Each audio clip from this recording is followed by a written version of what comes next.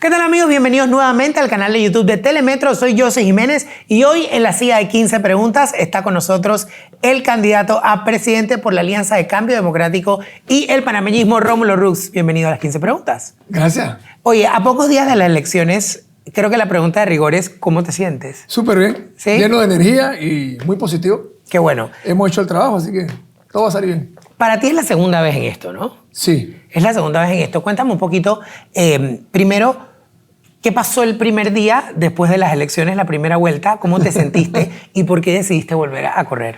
Bueno, el primer día de el 2019, después de las elecciones, ese 6 de mayo, todavía estábamos con el sinsabor de lo que había pasado. Ok.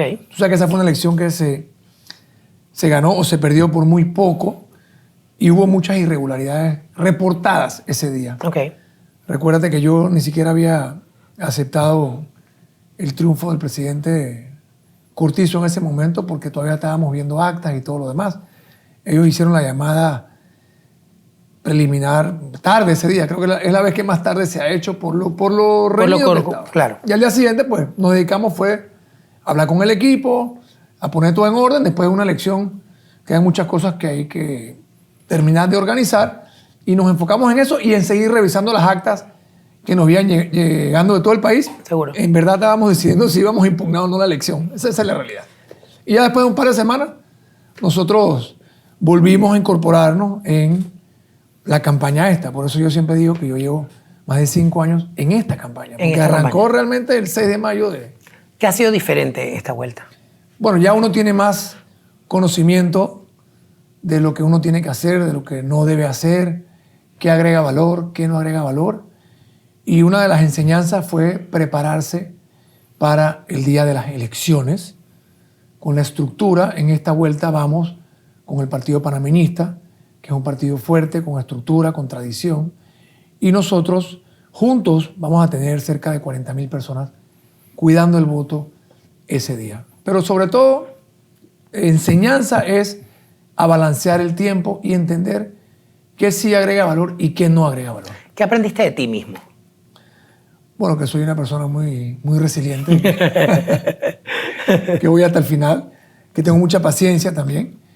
Y también, mirando 5 años para atrás, entender que sí es importante tener claras tus prioridades, tus valores. Yo siempre dije que, y lo mantengo, que mi prioridad es mi familia. Y yo quiero pensar, y así lo he hecho, que estos 5 años he llevado adelante un trabajo político con muchos obstáculos en el camino, internos sobre todo, porque yo tuve que luchar contra un grupo de personas internamente en el partido. Y a pesar de todo eso, yo pude hacer ese trabajo. Me apoyó mi familia, Vicky siempre me ha apoyado y logré mantener esa prioridad de mi familia, siempre sacando tiempo para ellos. Precisamente tu cosmos familiar es una cosa importante, ¿no? Sí. O sea, tú tienes una familia grande y también una familia mediática, porque ustedes, su plataforma en redes sociales es una locura. O sea, todo el mundo sigue a los Rux y los Rantan Rux y tus hijas bailan y todo es como una gran empresa, no solamente el tema ese de la familia. ¿Cómo ha sido el cambio, el cosmos familiar en tu vida haciendo este camino tan particular? Yo creo que desde la elección pasada, mi familia tuvo como una especie de una primera experiencia, sobre todo mi hija mayor, que era la que, por ser la más grande, fue la que más experimentó Seguro. estar Así es. en la campaña y creo que también la que más se afectó con los resultados de la campaña.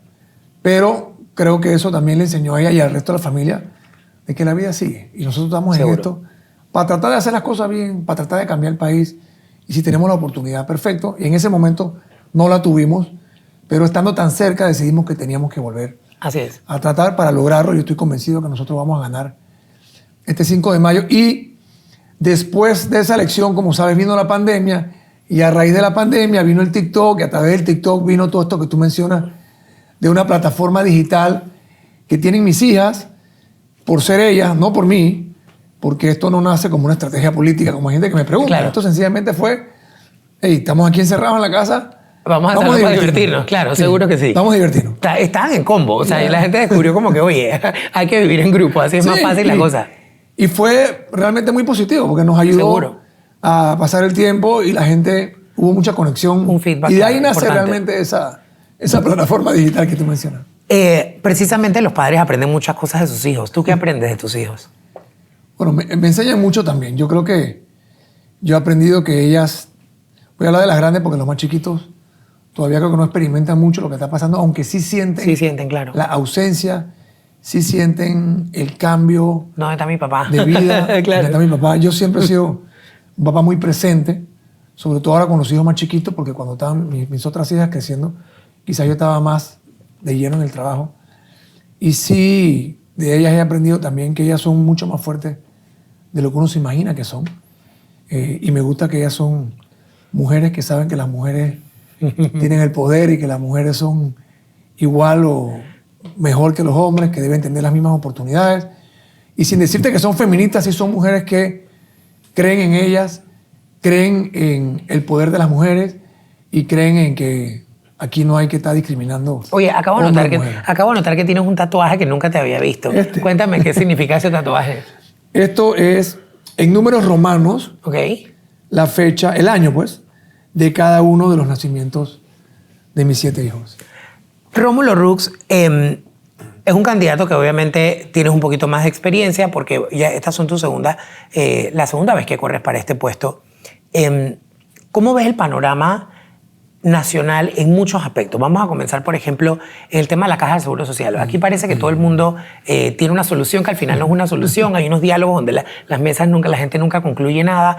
¿Qué es lo que realmente desde tu perspectiva pasa con el tema de la Caja del Seguro? Aquí los diálogos han sido tradicionalmente para comprar tiempo y para pasarle la pelota al próximo gobierno. Seguro. Esa es la estrategia de todos los gobiernos, no solamente en el sector salud, sino también en el sector educación, en todos los demás. Es cómo yo logro terminar mis 5 años, eso es lo que dicen, lo que han dicho los otros presidentes. Ellos quieren ver cómo terminan sus 5 años sin tener que asumir un costo político de una solución real a un problema grave. Para mí la Caja tiene 2 componentes que siempre hay que analizar. Uno es el sistema de pensiones de invalidez, vejez y muerte, que es el que está en crisis en este momento. Y sí se requiere de lograr consensos, pero no un diálogo de 1 año, ni de 2 años, ni de 3 años. El sistema ya entró en crisis, hay que tomar decisiones de forma inmediata.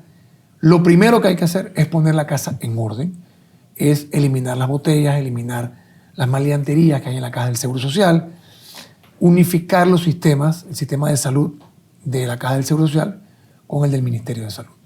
Y todo lo que es el manejo de pensiones, eso tiene que funcionar como un ente que maneja la parte financiera, un ente público pero con el conocimiento necesario para poder entender cómo se está acabando la plata, cuándo se acaba la plata y cuál es la manera de garantizar que la plata esté ahí para pagar las pensiones. Para mí lo más importante que los que reciben jubilaciones tienen que saber es que el compromiso mío es que la jubilación siempre se va a pagar, porque los fondos van a salir del gobierno central. Ya ese sistema no se va a autofinanciar. Eso no va a pasar. Hay medidas para que entren más recursos al fondo.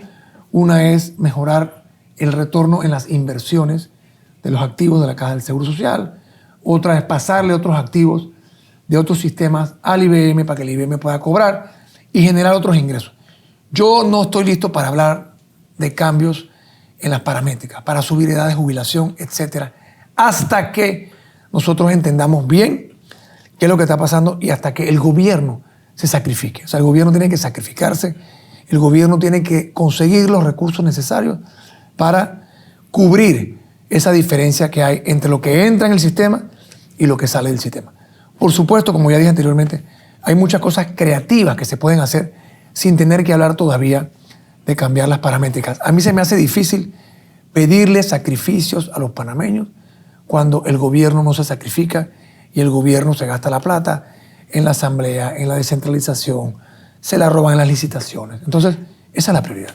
Creo que haces un tema importante. Yo creo que el tema de no solamente pedir el sacrificio, porque yo creo que con el tema de los impuestos, que vamos a hablar un poquito más de eso, a veces cuando uno va a las instituciones a pagar sus impuestos, vas a la DEI y vas a la caja y pagas, en vez de sentir este sentimiento de satisfacción porque estás contribuyendo al país, sientes que, cónchale, esta plata se la va a robar Benicio y va a hacer un corregimiento. Te sientes que te jodieron, que te la metieron. Bro, claro, entonces, ¿quién le pone el cascabel al gato? ¿Y cómo devolvemos esa confianza de que la gente... Genuinamente, una empresa, en vez de evadir impuestos, una persona natural, en vez de ir a pagar sus impuestos, sienta la necesidad de no pagar los impuestos porque al final sabe que no los va a recibir en retorno? Aquí hay un problema serio de recolección de impuestos. Yo siempre he dicho que aquí no hay que subirle los impuestos a nadie. Aquí hay que cobrar los impuestos. Pero también hay una realidad, que es lo que tú mencionas. El panameño que paga impuestos no siente que está recibiendo absolutamente nada a cambio de eso. Nada. Sistema de salud, destruido. Medicamentos, no hay. Sistema educativo, destruido. Sistema de transporte, destruido. Las calles, destruidas. Recolección de basura, destruida. Agua potable, destruida. Entonces, el que paga los impuestos dice, yo estoy pagando impuestos para que se lo roben, para que entre a esta caja negra, a este hoyo negro, y que vaya a la comisión de presupuesto para que Vinicio Robinson y su pandilla decidan qué vamos a hacer con la plata de este tipo que vino aquí a pagar sus impuestos. Entonces, yo por eso siento que la clase media, la clase asalariada, los profesionales, tú, una enfermera, un doctor, un obrero, un oficinista, un docente, esa gente pagan los impuestos, a los asalariados se los descuentan directamente el cheque. Ellos no tienen ni el chance de preguntar. Debe preguntar, claro. Ellos ven el talonario, chuleta. Ya te lo quitaron. Ya me lo quitaron. Entonces, parte de mi propuesta, que está ligada a la creación de los 500,000 empleos, es que haya liquidez en el sistema. Porque uno de los problemas que tenemos hoy es la falta de liquidez. Y el problema no es crear ni generar los 500,000 empleos. El problema es sostenerlos. Y eso se sostiene generando confianza, que tú hablabas de eso antes, pero también se sostiene generando demanda. O sea, si tú eres un empresario o un micro o mediano empresario, que son los que más empleos generan, y tú vas a contratar a alguien, lo que está pasando ahora es que los contratan por tiempo definido. Claro. Porque no saben qué va a pasar. Claro. Entonces, van de poquito a poquito, generan el empleo, lo despiden. Vuelven a generar el empleo, lo despiden. Entonces, aquí hay una necesidad de liquidez. Nosotros vamos a pagar los 1.700 millones de dólares que se le debe a los proveedores del proveedores del Estado. ¿Esa plata de dónde sale? Esa plata va a salir de ahorros y si el gobierno se va a endeudar, se tiene que endeudar para eso.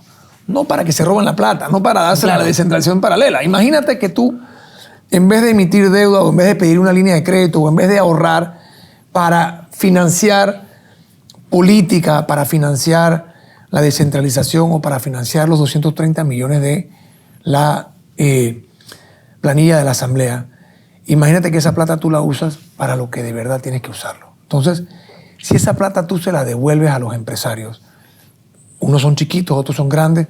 Hay muchos subcontratistas de empresarios grandes que cuando cobra el empresario grande, entonces el empresario chico cobra, esa plata se riega. Esa liquidez la necesitamos en el sistema. Y la otra liquidez es la propuesta que yo tengo de eliminar el impuesto sobre la renta hasta $1.500. ¿Por qué?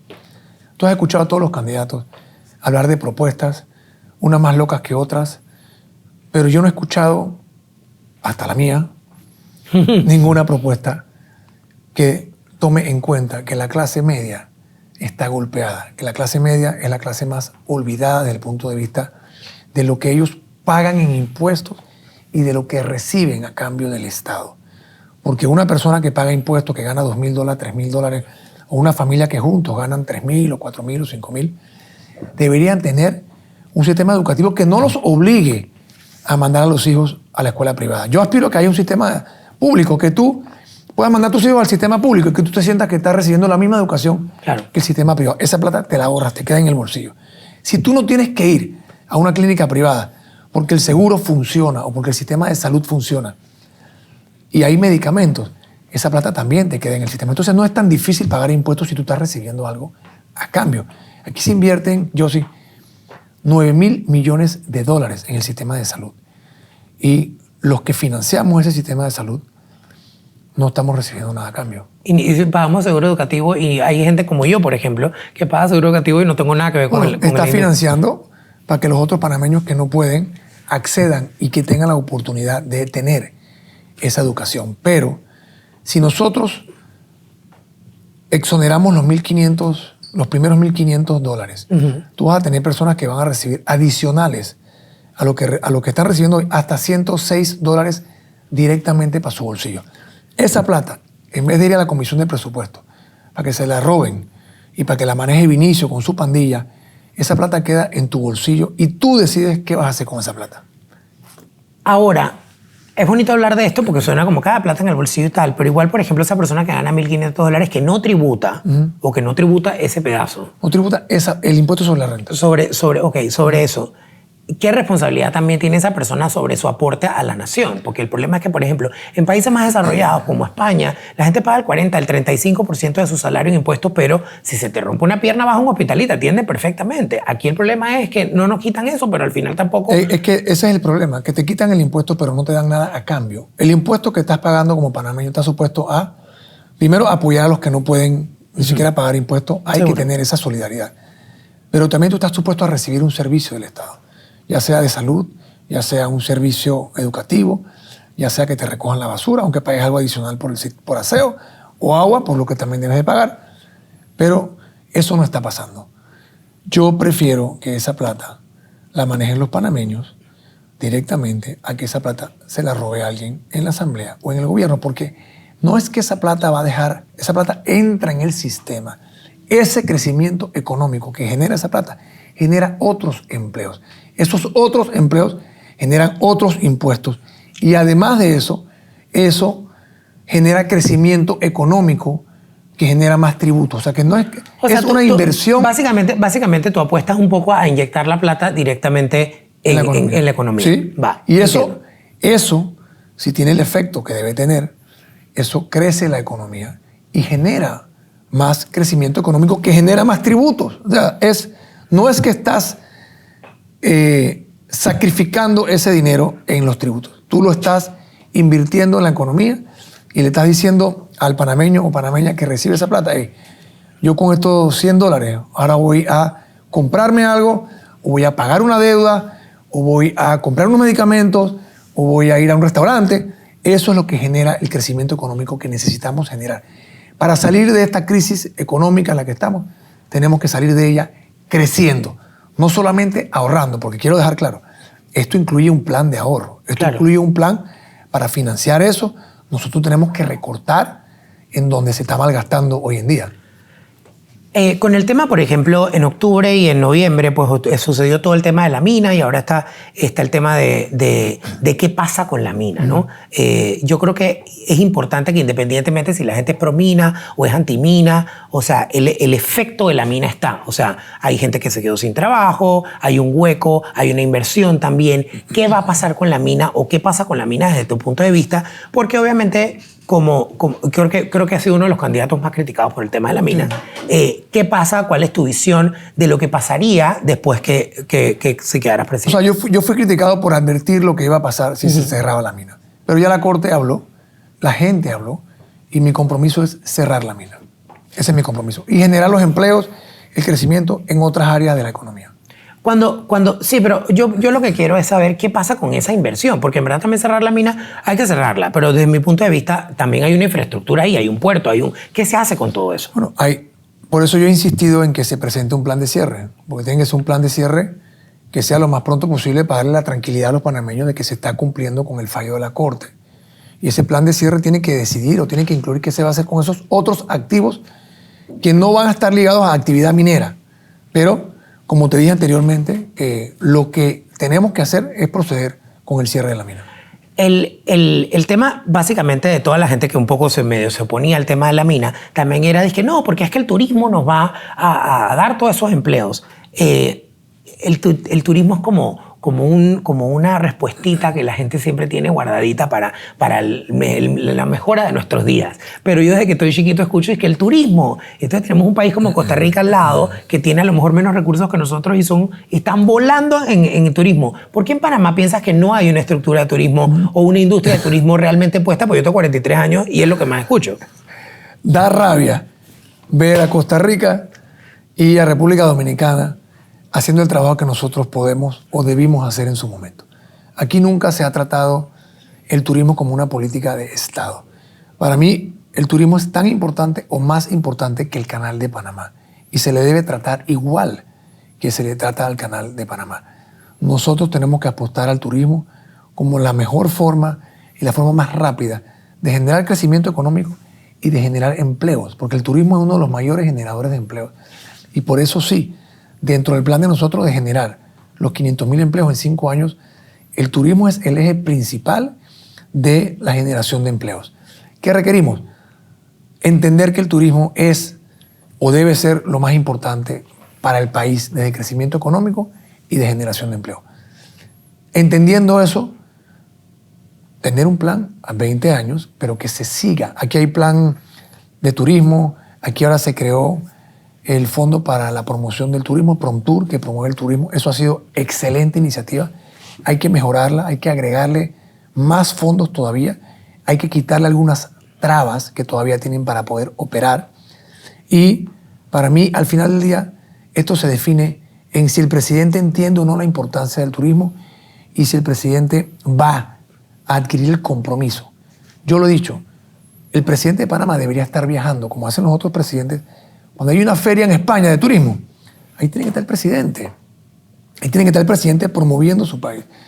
Todo lo que es el servicio exterior de Panamá tiene que estar defendiendo y promoviendo a Panamá. Cuando hablas de hoja de ruta, y esa es otra de las palabras, de la frase favorita del presidente. Ya hay una hoja de ruta. Ya hay una hoja de ruta en la educación, hay una hoja de ruta, ya eso se hizo, ya el plan del desarrollo de la... ¿Por qué las hojas de ruta estas fantásticas nunca se siguen? Porque, por ejemplo, tú entrevistas a los alcaldes y o sea, todo el mundo dice que no, ya el desarrollo de la ciudad, eso hay una hoja de ruta. ¿Qué dejamos? El otro día entrevisté a la ministra de Cultura y decía, no, es que ya hay una hoja de ruta. Le dije, ¿qué le falta? Y que nada, si nosotros hicimos todo, que hay una hoja de ruta.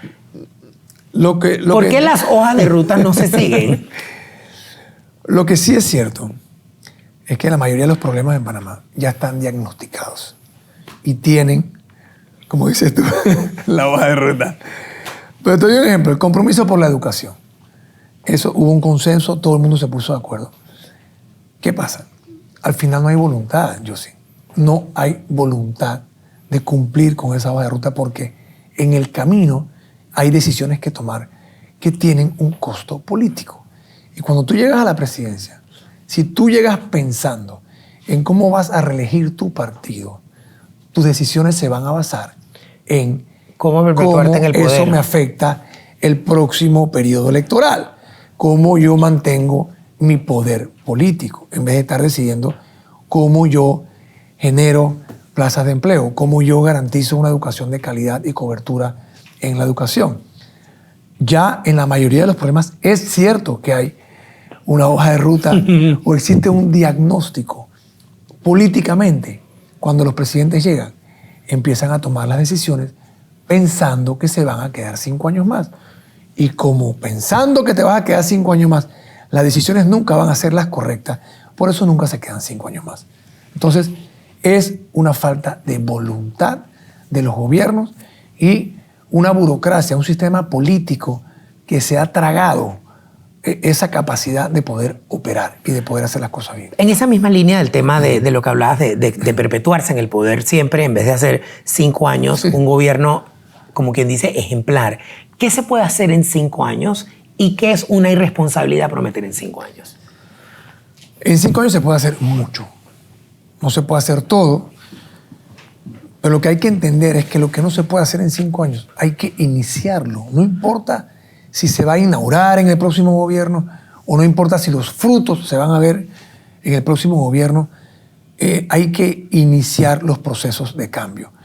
Y yo estoy comprometido y estoy seguro de que nosotros vamos a iniciar muchos procesos que el bienestar o el rédito político, si le quieres ver, o el bienestar de la obra o el bienestar del programa, no lo voy a ver en mi gobierno, lo voy a ver después.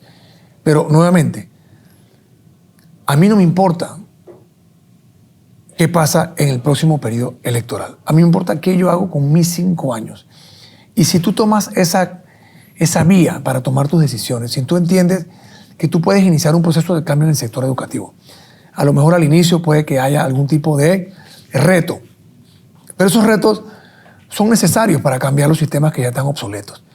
Si tú tomas la decisión de seguir adelante con ese objetivo o con ese reto, independientemente del costo político que puedas tener en el presente.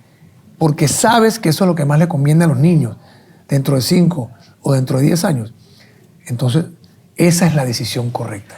Ahora vivimos en un mundo muy diferente porque gobernar lejos de las redes sociales versus gobernar con el yugo de las redes sociales todos los días ha cambiado mucho la manera en que los gobiernos se comunican. Y hemos visto en 5 años este último gobierno como quien dice que le ha tocado más porque obviamente las redes sociales se han exacerbado, nos tocó una pandemia. Y en el próximo va a ser peor. Y en el próximo promete ser peor. Peor o mejor, depende de cómo lo veas. ¿Dónde queda o cómo te comunicarías? Porque yo creo que ahora los gobiernos tratan como de hacer ese damage control o ese control de daño en las comunicaciones, cuando la gente ya lo puede saber todo en la palma de su mano. O sea, ¿cómo crees que es la mejor manera de comunicar este tipo de mensajes cuando hay situaciones que en verdad hay que salir, como quien dice, apagan fuego? Sí, yo creo que lo primero es que hay que tratar de entender que el gobierno tiene que ser transparente, tiene que ser abierto. Tenemos que apostar a digitalizar todo. Si yo quiero saber a quién le tocó un auxilio económico, yo debo poder agarrar mi teléfono y meterme en la página del IFARU y ver a quién le tocó. ¿A quién le tocó? No debe haber nada que esconder, porque esa plata, como dijimos antes, esa plata es tuya. Esa plata es tuya. Entonces, hay una licitación. Yo quiero saber quiénes están licitando, por cuánto la licitaron. Se mandaron... ¿Quién se la ganó y por qué se la ganó? ¿Quién se la ganó y por qué se la ganó? Que se mandaron $10 millones de la descentralización paralela a un corregimiento en Colón. Yo quiero ver qué se hizo con esos 10 millones. Ese es el inicio de poder que la ciudadanía sea parte del gobierno y darle la oportunidad al que está en su teléfono o al ciudadano común y corriente de que conozca lo que está pasando y que opine de lo que está pasando. Lo peor que ha pasado aquí es que tratan de esconder las cosas y cuando explotan, entonces explotan, tú sabes, el escándalo de los auxilios económicos. Si esos nombres hubieran estado saliendo desde el día 1, a lo mejor el primer día, tú dices, esta persona yo la conozco, la persona tiene plata, ¿cómo esa persona va a recibir $200,000? Montas un tamborito en las redes y eso se para. Claro. Pero ¿qué pasa? Ahora ellos tratan de taparlo para poder hacer todas las travesuras que puedan. Y cuando eso revienta, a la gente ¿qué le queda? Quejarse. Pero ya hicieron el daño, ya se robaron la plata, ya le quitaron la esperanza al pelado que quería ir a estudiar aquí en Panamá. Aquí hay gente que quiere ir a la universidad aquí en Panamá. No tienen ni para el transporte, ni para la matrícula. Para la matrícula no tienen. Claro, pero hay un tipo que le dan $200,000 para irse para los Estados Unidos. Seguro, pero me da risa como cuando hablando de este tema de los auxilios económicos, que a viva voz fue un escándalo y que sigue siendo un escándalo porque todos los días sale alguien nuevo y donde te pones nervioso tienes a alguien al lado que le dieron un auxilio. La gente, yo siento que los auxilios económicos son así como los salvoconductos, que todo el mundo tiene uno pero nadie sabe que lo tiene. O sea, un poco como eso, ¿no? Pero realmente, cuando yo me pongo a ver, hay ciertos casos, y no quiero generalizar, porque hay gente que obviamente merece la ayuda que tenía. No hay que generalizar. No hay que generalizar, pero por ejemplo, y volvemos al tema de la clase media, gente que recibe un auxilio económico y dice, bueno, ¿por qué sus papás trabajan? Yo que sí, pero es que mis papás toda la vida trabajaron, mi papá trabajaba en el canal, y mi papá no me podía pagar una universidad de $350,000. O sea, esa es una realidad. Eso es una realidad. Entonces también dices... Qué poca esperanza. ¿Cómo se le devuelve la esperanza y cómo se manejaría en tu gobierno el tema de los auxilios económicos? Que pienso que son importantes, pero por ejemplo también, como bien decías, ¿por qué no becan a la gente? La gente nunca piensa que toda esa plata se va de Panamá. O sea, esa plata se va cuando tú te vas a estudiar a Georgetown o a no sé dónde. El gobierno de Panamá le da $300,000 a esa universidad, esa plata se fue. Y aquí tú vas a la Universidad Nacional donde un semestre cuesta $30 y hay gente que todavía no los paga. Porque no tienen para la matrícula, no tienen para el transporte. Y hablando de ese tema, cuando tú ves los montos, o sea, si yo voy a una escuela en Río Congo, en Darién, y yo veo que ahí no hay agua potable, no hay electricidad, no hay internet, y los pisos son de tierra, y los niños no tienen computadora. O sea, ¿cómo tú justificas, independientemente de que si lo necesitabas o no, o sea, Panamá de verdad debe estarle dando $200,000 a alguien cuando no tenemos en las escuelas de nuestros niños pobres internet, agua, electricidad? Claro. O sea, piso, o sea, ellos andan con lodo, piso de tierra, se quitan los zapatos para poder llegar al salón porque está lloviendo, después se lo tienen que volver a poner. Entonces, no hay plata para eso, pero sí hay plata para mandar a alguien a los Estados Unidos y que cobre $200,000.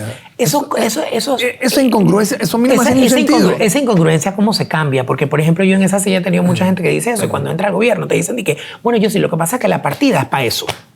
Cambias la partida, hay que tener huevos para tomar las decisiones que hay que tomar. O sea, aquí el problema es que la gente llega, ahora que esto ya se hace así. No, brother, tú no estás ahí para que eso ya se haga así. O la norma lo permite. Me molesta escuchar a un político que dice que es que la norma lo permite. Bueno, cambia la norma. Cambia la norma. Entonces, pero ¿cómo hacemos para que la voluntad política en este país cambie?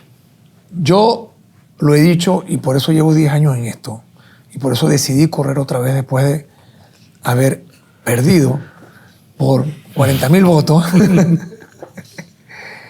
Que aquí lo que hace falta es llegar a la presidencia y no tener dependencia en el sistema político. O sea, no depender de eso para vivir. O sea, no depender de tus donantes para pagar tu apartamento, o no depender de tus donantes para pagar tus gastos del día a día, o para comprarte un carro, o para mandar a tus hijos a la escuela, o no depender del sistema político para hacerte millonario o para hacer negocios. Entonces, yo soy el único candidato que no dependo del sistema político ni de donantes para vivir, para poder tener la vida que yo tengo hoy en día. Yo tengo más de 30 años de estar trabajando, sector público, sector privado.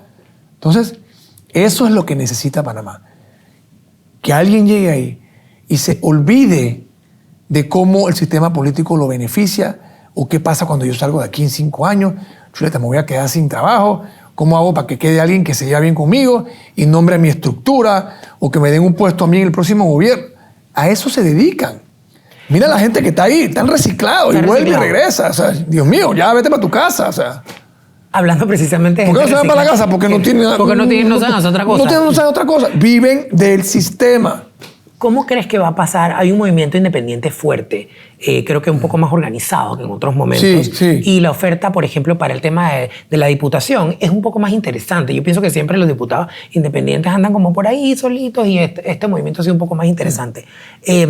¿Cómo ves ese tema y cómo vislumbras que puede llegar a ser la escena del Parlamento, de la Asamblea Nacional? O sea, me da esperanza ver que grupos, hay más de uno. Uno es el grupo de Juan Diego, de Vamos. Hay otros grupos que también están conformados y se han puesto de acuerdo para ir a la misma papeleta. Porque en la pasada, si hubieran ido en lista, hubieran sacado más diputados de lo que sacaron. En esta vuelta se han organizado. A mí me da esperanza realmente. Yo no veo a los independientes como competencia de los partidos políticos. Yo lo veo como un complemento necesario a lograr un balance en la Asamblea. Yo aspiro, o sea, yo creo que ellos van a sacar más diputados de los que tienen hoy. Eso es positivo para el país, independientemente de los partidos políticos. Seguro. Yo creo que aquí hay que... Yo siempre digo, después del 5 de mayo, olvídate de tu partido desde el punto de vista de las decisiones que vas a tomar. Seguro, Tienes eres que gobierno, empezar. punto, eres gobierno. Eres gobierno, pues tú eres el gobierno y tú tienes que gobernar para todo el mundo. Entonces yo sí creo que es positivo que hayan candidatos independientes organizados para diputaciones, para alcaldías, para representaciones, o sea, los gobiernos locales. Y yo reitero, yo veo a candidatos independientes no como competencia de los partidos políticos, sino como un complemento para lograr otro tipo de balance en la Asamblea. El presidente que quede independientemente, si eres tú o cualquiera de los otros candidatos, va a gobernar con un porcentaje bastante pequeño de la población, sí. Y también probablemente con una asamblea bastante más variopinta. Sí. ¿Cómo pretendes encontrar la gobernabilidad en ese tema? Bueno, es verdad que ningún partido va a tener mayoría en la Asamblea. Eso es una realidad. Van a haber conversaciones, acuerdos que permitan gobernar, que permitan echar para adelante las agendas del gobierno. Yo no creo en esos acuerdos de que yo estoy contigo hasta la muerte, Y, ya claro. tienes mis votos, pues ya están ahí, y gobernabilidad, y qué hay para mí, qué hay para ti. No, o sea, esto es por temas, ¿ok? ¿Podemos lograr un consenso en qué queremos hacer con la educación en el país? Sí, ok. Vamos a hablar con los diputados independientes, vamos a hablar con los diputados de nuestro partido, vamos a hablar con los diputados de los otros partidos. ¿Qué opinan ustedes de este tema? Aunque estamos de acuerdo, vamos a apoyarlo. Si hay un proyecto malo en donde un grupo de diputados no están de acuerdo con el Ejecutivo, pues que lo rechacen Pero hay temas muy puntuales, como por ejemplo, la ratificación del próximo procurador o procuradora. Yo aspiro a ponerme de acuerdo con los grupos independientes, con otros diputados que no sean de mi partido, pero que comparten la visión que tengo yo de lo que tiene que ser un procurador. Lo mismo, el contralor, que es importantísimo para que no se roben la plata. No podemos tener un contralor que sea un empleado de la Asamblea. Claro. Y que haga lo que la Asamblea le da la gana. Entonces yo aspiro a que ahí, con la bancada nuestra, de la Asamblea, de la alianza nuestra, con grupos como los independientes y otros diputados de otros partidos políticos que creen en lo que nosotros queremos hacer, se suben a poder tener un contralor que haga su trabajo. Un pedacito que no quiero que se me escape de la entrevista, el tema de la descentralización, que lo mencionaste al principio. Siempre es muy atractivo y muy lindo hablar del tema de la descentralización, porque hay lugares muy remotos donde el dinero necesitamos que llegue para que se hagan las cosas, y en teoría es algo que debería funcionar. Pero hemos visto cada escándalo, así que, de que el lugar donde llega la plata, pero el lugar ni siquiera existe. ¿Cómo se fiscaliza ese tema de la descentralización? Con voluntad. O sea, aquí no es que se han robado la plata o se haya mandado plata y no se hacen las obras por falta de fiscalización. Aquí lo han hecho a propósito. O sea, esto no es por error del gobierno que se fueron, no sé, 17 millones de dólares para una junta comunal en Colón, y cuando vas a ver, la junta comunal existe. Absolutamente nada.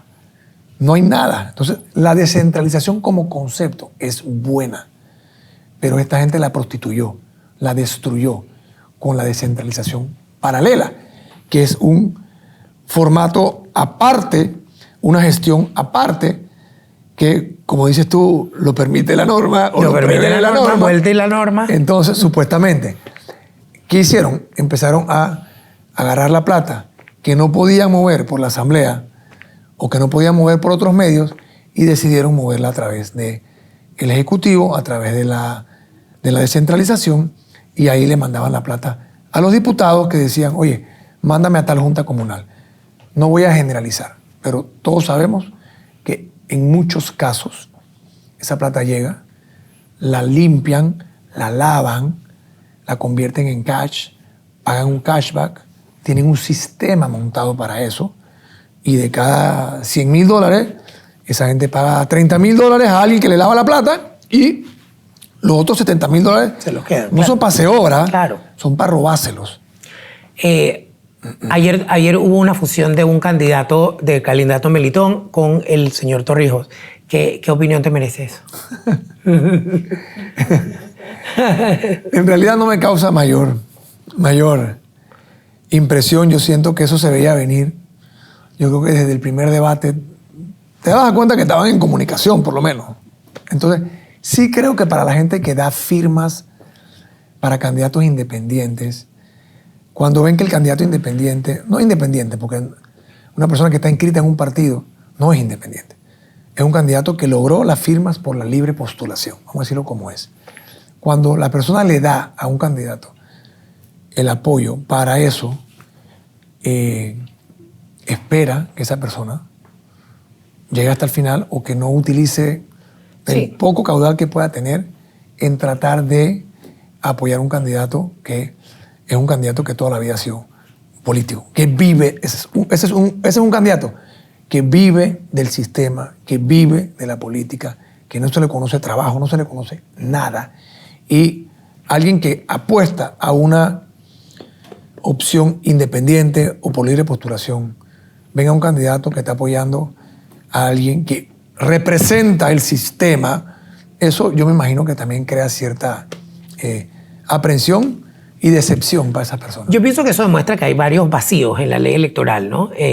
Yo creo que, por ejemplo, vemos aquí la semana pasada, hace unos cuantos días, estaba la candidata Soledad Rodríguez, y yo le decía, pero usted está corriendo por presidente por independiente, por diputada por RM y por otra cosa por diputado. Entonces, ¿por qué la ley electoral, otra vez, por qué la norma permite hacer esto cuando ella inclusive está inscrita en otro partido por el que ni siquiera está corriendo? Bueno, ese es uno de los casos que yo siento que hay que modificar en la ley electoral. Primero, la ley tiene que tratar de lograr un balance entre un candidato independiente y un candidato de partido. O sea, como darle más poder a los independientes desde el punto de vista de cuando va una candidatura. Sí, dar una opción real de que un panameño cualquiera pueda decir yo quiero ser presidente. Que no tengan una desventaja. Seguro. Que no tengan una desventaja. Lo otro, si tú te pones a ver, creo que el 70% de las firmas de los candidatos que corren por la libre postulación, ellos consiguen esas firmas de personas que están inscritas en partido. Entonces, esa es otra cosa que hay que revisar. O sea, ¿quieres que eso se pueda seguir haciendo o no quieres? Si quitas esa posibilidad, posiblemente no podrían conseguir la cantidad de libre firmas. postulación. Lo otro es que tú tengas que renunciar a cualquier partido político para postularte. Seguro. Por la libre postulación. Hay muchas cosas que se pueden discutir, que se pueden conversar, pero hoy hay muchos panameños que no entienden cómo... Bueno, este es un caso, el que tú acabas de mencionar antes. O sea, era un candidato por la libre postulación que postuló otro partido político, que ahora ese otro partido político se quedó sin candidato. Claro.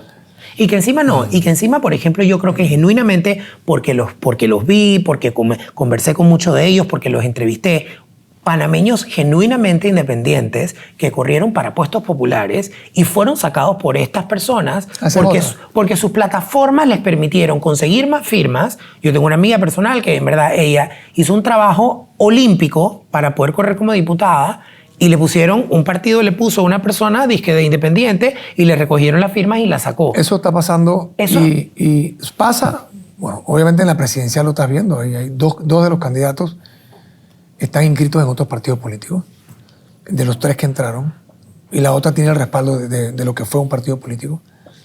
Y lo que hacen los diputados y los alcaldes y representantes muchas veces en sus circunscripciones es que ponen un gallo tapado de ellos, lo financian con la plataforma del partido, le quitan el espacio a ese tercer candidato o a ese segundo candidato. Que es el real independiente, pensaría. Y cuando viene la elección, ese candidato independiente o por libre postulación lo ponen a renunciar o sencillamente está trabajando para el candidato principal que quería eliminar a un candidato potable viable. Esas cosas se tienen que corregir.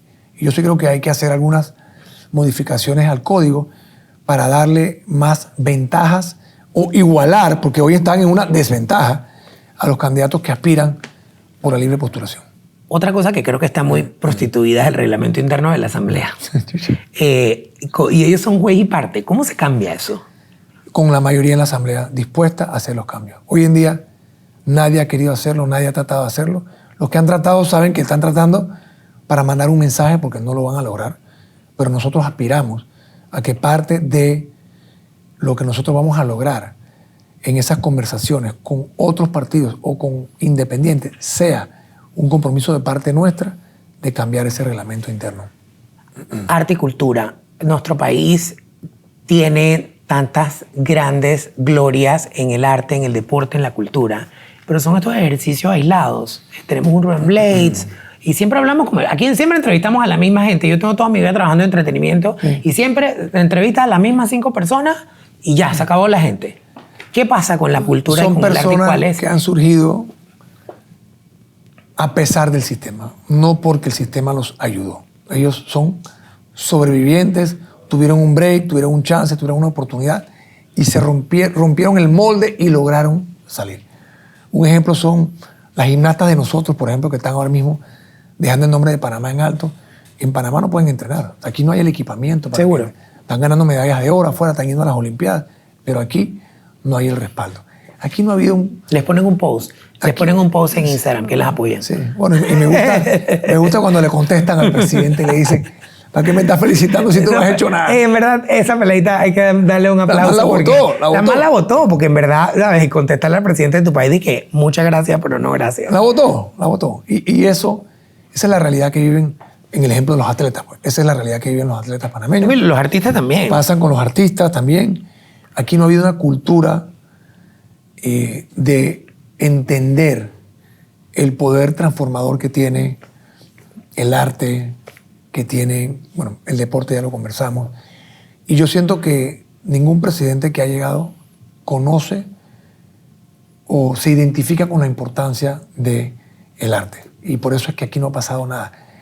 Siempre cultura ha sido como la cenicienta de los gobiernos. El 70% del presupuesto de mi cultura es planilla. Pero claro, lo utilizan para nombrar gente. Si nosotros entendemos que la cultura puede ser un área de crecimiento económico, de generación de empleo, o sea, puede ser un factor económico. No lo veas como una limosna. Le voy a dar una limosna a esta persona para que sea artista. No, brother. O sea, Esto puede ser un gran negocio para Panamá. Modificar la ley para que vengan más empresas a filmar películas en Panamá. Darle la oportunidad en las escuelas a los estudiantes que de verdad puedan desarrollar durante las clases o después que sales de escuela, que hayan programas de cultura, de canto, de arte, de todo. O sea, no hay esa infraestructura, no hay la prioridad. Para terminar, algo que no te he preguntado que tú quisieras que te preguntara. No, nada. Creo que te pregunté de todo. Bueno, un mensaje final para la gente que nos está viendo en el canal de YouTube. Para mí es importante que todos esos panameños que están decidiendo por quién votar, porque todavía hay muchos indecisos, que entiendan que esta elección es muy importante no solamente para los próximos 5 años. Esta elección va a definir lo que pasa en Panamá en los próximos 20 años, lo que pasa en el país, lo que pasa con nuestra familia, y que al momento de decidir tengan claro qué es lo que ha hecho cada uno de los candidatos, cuál es la trayectoria de cada uno de los candidatos, de dónde viene, cuáles son sus valores, qué es importante para cada candidato y sobre todo entender que aquí solamente hay un candidato que no depende del sistema, que no vive del sistema y que no necesita del sistema ni ahora ni después que salgo de la presidencia. Para mí esos son factores importantísimos al momento de decidir. Y también que aquí hay solamente un candidato, una sola estructura política que puede derrotar a los que hoy se han unido para tratar de quedarse en el poder haciendo lo mismo que han venido haciendo por los últimos 20 años. Así que, con toda la humildad, te pido el apoyo y te pido el voto para este 5 de mayo.